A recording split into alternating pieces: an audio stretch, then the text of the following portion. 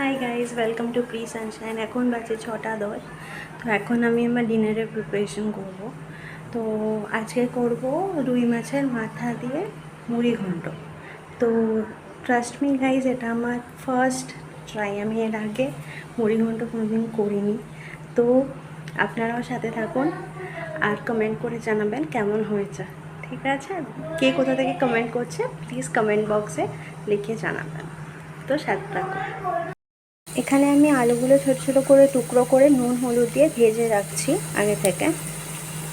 আর এখানে আমি গোবিন্দভোগ চাল হাফ কৌটো নিয়ে জলে ভিজিয়ে ধুয়ে রেখেছি।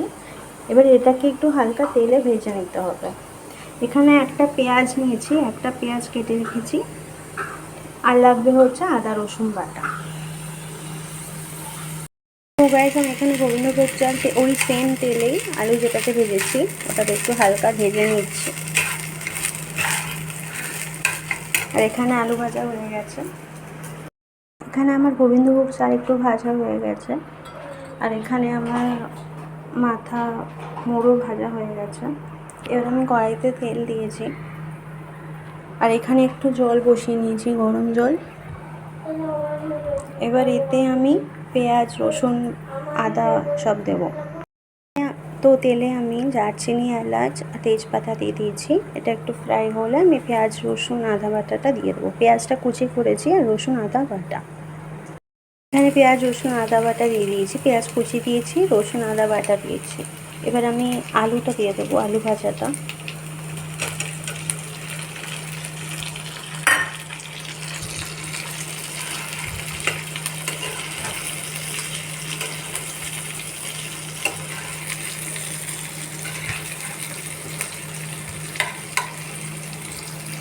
এবার এটাতে নুন হলুদ একটু লঙ্কার গুঁড়ো আর একটু মিষ্টি দিয়েছি। এটা ভালো করে নেড়ে চেড়ে এবার চালটা দিয়ে দিতে হবে। আলুটা ভাজাই ছিল, মানে এটা সেদ্ধ হয়েই আছে। তো এটা চালটা দিয়ে দিতে হবে। এটাতে এবার চালটা দিয়ে দিয়েছি। এবার গরম জলটা দিয়ে দেবো ওর মধ্যে।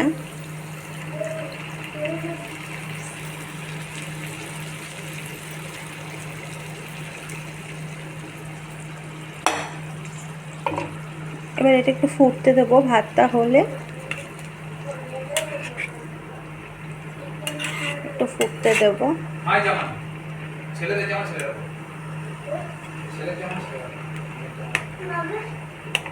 ওইদিকে পোস্ত আমার জামা নিয়ে টানটানি করছে, বলছে আমি মাম্মার জামা পরবো।